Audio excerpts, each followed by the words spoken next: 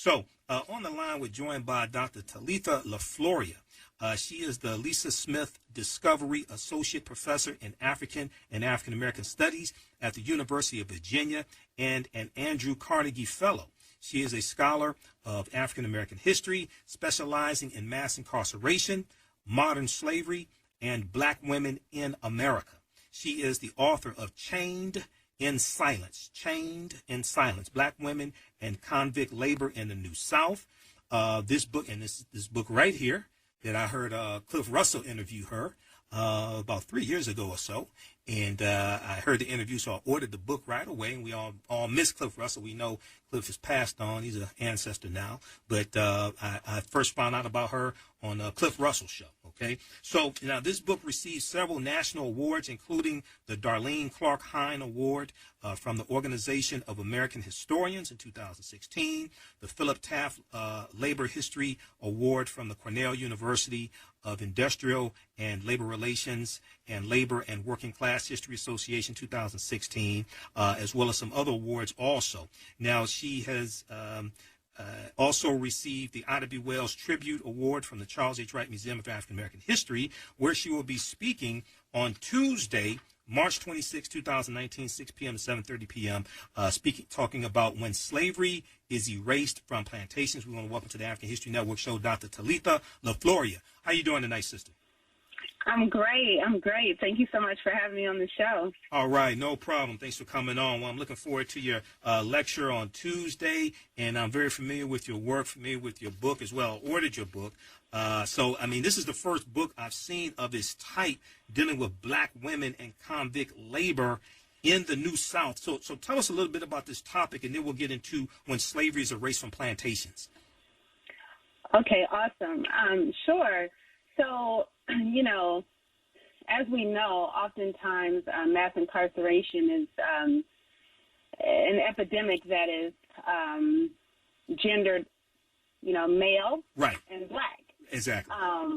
Oftentimes the experiences of women and their experiences of mass incarceration in the contemporary and in the past are overlooked or ignored. Mm-hmm. So about maybe 12, 13 years ago, while I was a PhD student, I started to do research on convict leasing.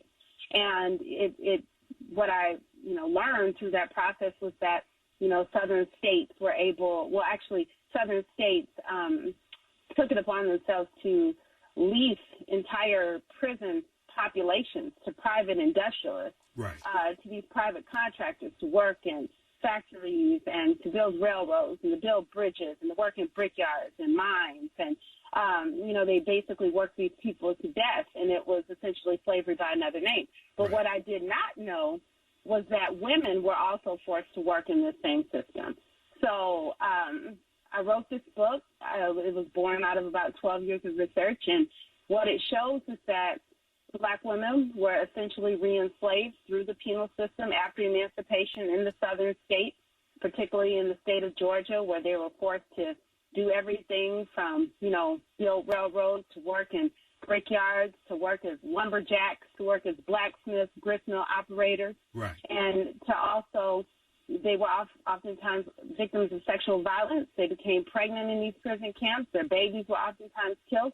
And, they were not seen as really, not just women, but they were really dehumanized. And the only time that their womanhood was acknowledged was when they were, victims of rape. So this just, in many ways, shows just how this epidemic of mass incarceration and its impact on women, is a continuation of a system that has been with us for a long time. And its impact on men as well. Mass incarceration has a long history. And so this book was an attempt to expose that history from a female perspective. Absolutely. Well, in your book, you talk about 1896 and Maddie Crawford, who was convicted of murder by Meriwether County judge and sentenced to life imprisonment in the Georgia State Penitentiary. Tell us a little bit about Maddie Crawford and why she is so significant in this story. So Maddie Crawford is so significant in this story because in 1896, as you mentioned, she killed her stepfather, who she said had been abusing her. And so she, brained him with a chair, is what the reports say. But when she was convicted, she was sent to a brickyard, and she was taught the blacksmith trade. Okay. What I should mention about Crawford is that she used blacksmithing as a way to gain greater mobility within the prison, system, and it allowed her to be able to, to leave the site of the prison, to go into people's, go into the city and to work as a blacksmith. But it was because the system wanted her, her labor. They forced her into this role. She was beaten out of her dresses and forced to wear, a suit of men's, a suit of men's stripes, and to do this work by force. Right. But but she ended up in 1903 being profiled in the Atlanta Constitution newspaper as the only woman blacksmith in America. Now, that is not the case. There were other women in the state of Georgia who were leased to prison camps that were working as blacksmiths, but she gained national notoriety through her work as a blacksmith in the prison system. So, she was able to take a really awful situation and kind of, use it to her advantage, and it did gain her greater perks within the system, but she was brutalized in the process. Okay, so when we look at, you're talking about after emancipation, so Civil Wars 1861, 1865, we have the ratification of the 13th Amendment, December 6, 1865, and then we have the Black Codes instituted basically, right after chattel slavery ends. We had the Black Codes instituted. That's right. And then you have the sharecropping system, largely in the South, and the convict leasing system, basically 1865 to 1928. And the South is trying to figure out where's the labor force coming from to rebuild the South, plant the crops, things like this, because 4 million enslaved Africans were just set free. So you talk about in your book female sharecroppers and picking cotton, things like this, right, in Georgia. So talk about that and the significance of that. This is after slavery ends. Yeah. So after slavery ends, there are two ways that these white Southerners go about rebuilding their labor force. Right. Okay. So they use the convict lease system, right, and the system known as debt peonage. Yes. Where sharecroppers who were not able to make their quota, right, because the sharecroppers, they repaid their debt with the crop. Right. So any seeds or any shelter, any tools or resources that they were provided to be able to do that labor, they had to repay through their share of the crop. Well, if the crop failed, okay, then they were left in debt. The following year, they had to make up twice. They'd have to produce twice the crop. Now the crop failed you have to produce 3 times the crop. And debt, third year. And so they stayed in a perpetual cycle of debt.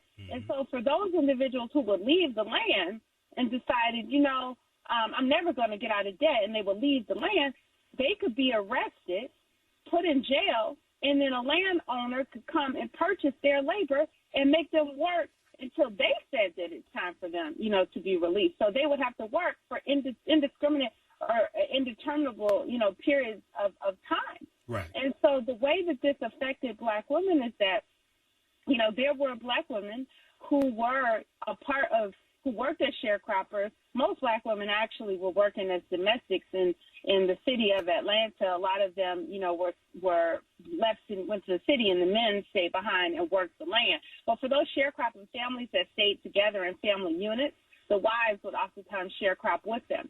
And some of those women were convicted and were sent to work on these debt peonage camps. And so, this is another part of this history of,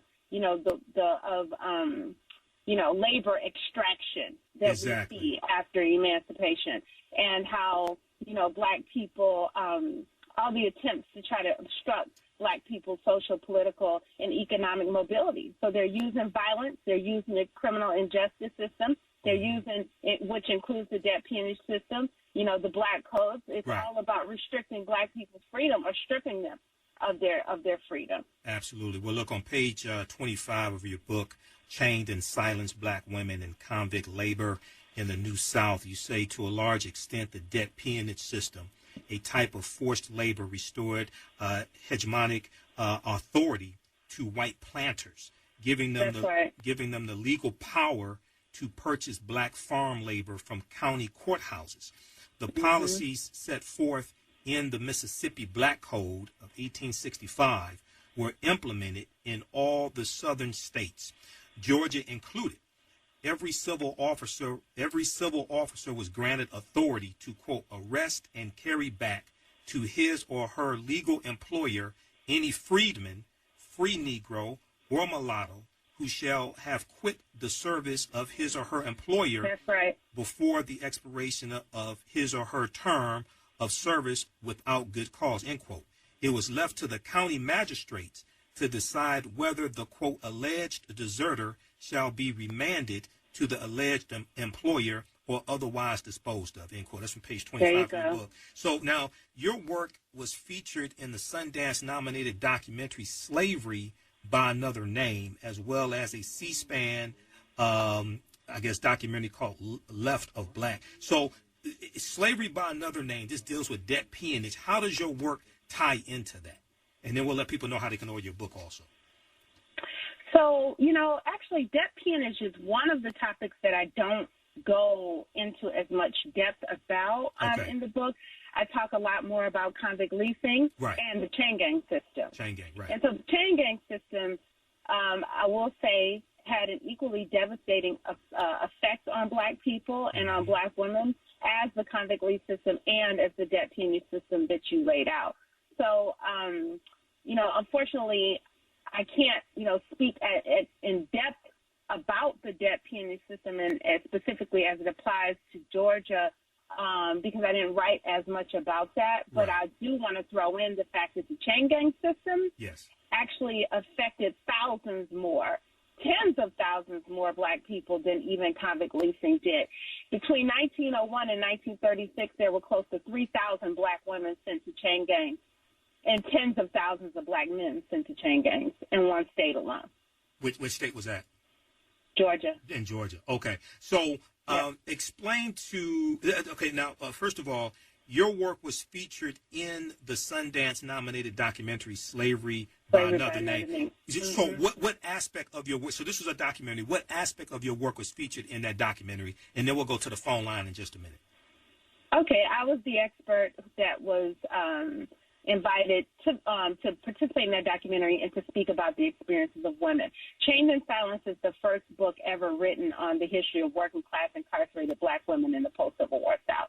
Okay. So I was invited to speak about their experiences, and I was the only person that spoke about women's experiences in that documentary. So that just shows that we have a long way to go with sharing and exposing that history. Absolutely. And also, when they, a lot of times when these conversations come up, people say, what about the women? And then people who are trying to focus on the dehumanization of African-American men, some of them, not all of them, think that you're trying to take something away from African-American men by talking about the women, but you don't have to just elevate the conversation and include the women. It doesn't take anything away from focusing on African-American men because we've both been dehumanized. And I tell people in some of my lectures, I explain to people, I say, we're all going through a 12-step process recovering from the side effects of white supremacy and racism. Okay, so we have to deal with both of them. All right, now. That's right. So we shouldn't separate the stories. If it was an inclusive story, we wouldn't have to tell it in separate parts. Absolutely. Okay, tell people how can they get your book? So you can get the book online through Amazon.com or through the University of North Carolina Press website, BarnesandNoble.com, and pretty much any bookseller or vendor. You can order it online. All right. Through any bookseller. Okay, and then there's a minute here because we have a few minutes left in the interview. In a minute, I want you to talk about when slavery is erased from plantations. You'll be speaking at the Charles Wright Museum of African American History Tuesday, March 26, 2019, 6 p.m. to 7:30 p.m. But very quickly, I want to ask you, explain to people the difference between the convict leasing system and the chain gang system, because a lot of people think they're the same thing. Explain the difference. Okay, that's a great question. So the convict lease system affected felons And people who were convicted of quote-unquote crimes, because a lot of times they were trumped-up charges, and a lot of innocent people went to prison and died in these prison camps. Right. But usually if you were serving a term of a year or more, you were sent to a convict lease camp. If you were a misdemeanant and you were incarcerated for a year or less, you were sent to a chain gang. If you were unable to pay your fine, they would send you to a chain gang. And most black people were desperate and poor during this time period, and they could not pay fines, as quote-unquote low as $3. They didn't have that kind of money. Right. So what would happen is that because of the black codes instituted in 1865, these were codes to regulate the newly freed enslaved Africans, and they would have all types of laws, vagrancy laws, and in some southern states, if you wanted to have a profession other than agriculture, you had to pay like a tax at the beginning of each year, something like that, right? And if you couldn't pay that tax, then you'd be sent to so they would send you to the chain gang or the convict leasing system, depending upon Okay, go ahead. Mm-hmm. And if you couldn't pay, if you didn't have a job. That's the other thing. Mm-hmm. If you didn't have a job. Right. Quote unquote idle. Right. You were sent to the chain gang. Right. And you were fined and sent to the chain gang. Because if you don't have a job, you don't have money. Exactly. So black people didn't even have the right to decide whether they wanted to work or not. If I've been enslaved all these years, hey, I might want to take a little vacation. Right. I want to go straight to work.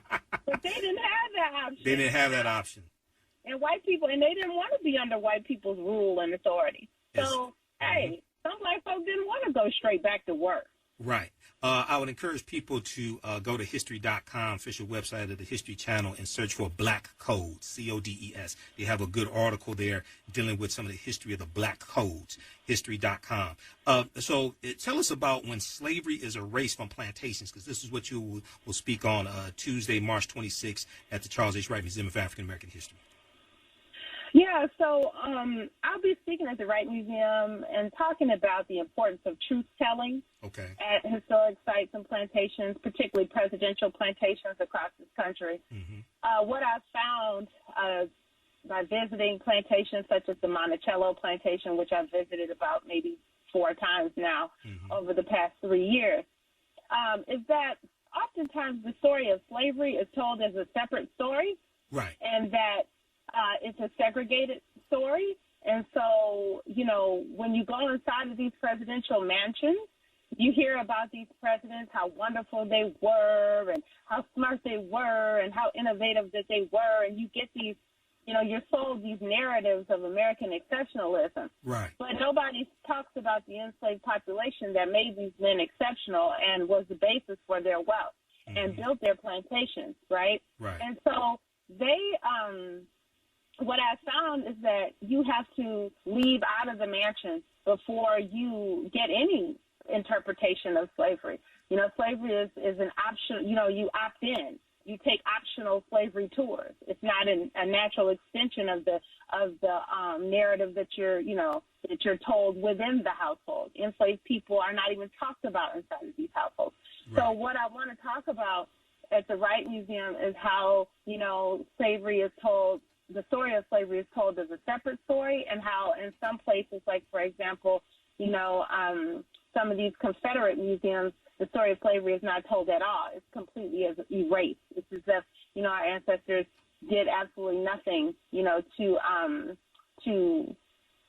build the South, the plantation, the slaveocracy, and the wealth, these plantation holders extracted from our bodies and from black women's wombs that were used to produce more labor. Exactly. So these are the things that I plan to discuss. And you talked about you visit the Monticello estate or plantation. That was Thomas Jefferson's plantation. And you and I had a conversation. You were saying how when you go, when you go inside the actual mansion, there's no presence or evidence of enslaved Africans living inside the mansion, but they did.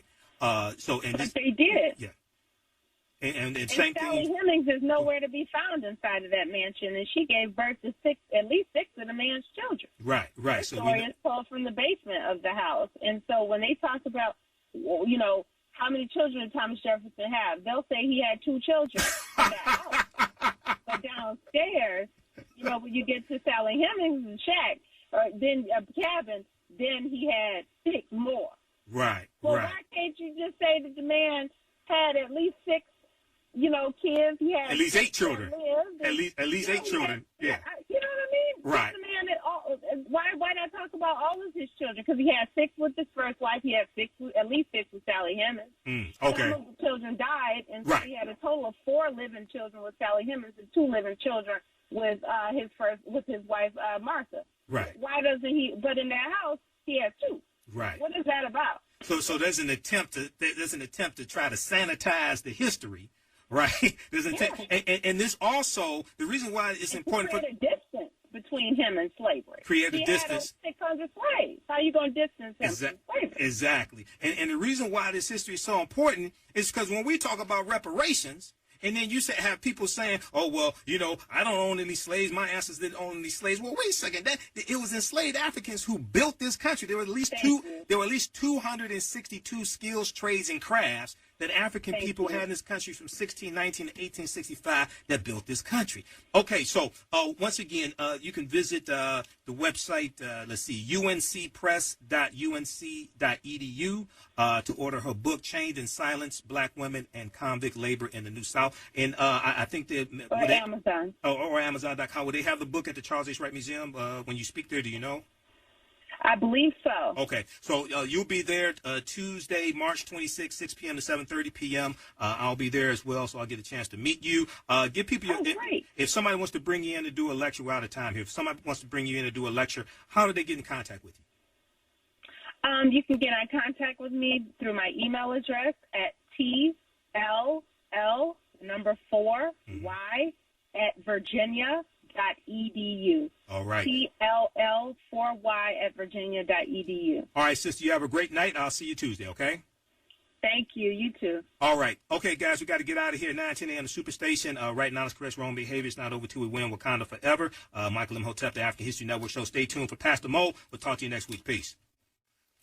Hey, y'all need to hush. Hush, the commercial. We're doing commercial for the 2 of these. Shut up, Brown. We call her hush. Okay, I'm going to shut up. Hey, hello, this is Medea, and I want to invite all of y'all out to see my brand new play, Medea Fairwear Cherries, coming to your city. They not gonna know who you are talking like this. That's my proper voice, man. Damn. She can talk like I can talk like they know what I'm being proper. Talk to him, baby. Tyler Perry's Medea's Farewell Tour at the Fox Theater, April 18th through the 21st. Tickets at the box office, Ticketmaster, online at livenation.com.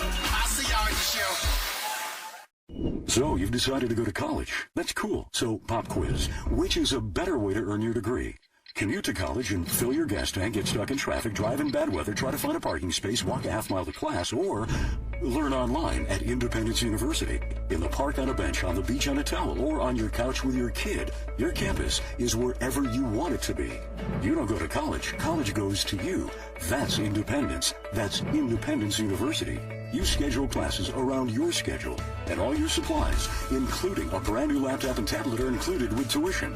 At Independence U, you'll learn from professional instructors with the real work experience. You'll get personal support in school and employment assistance when you graduate. Get your degree, but keep your life.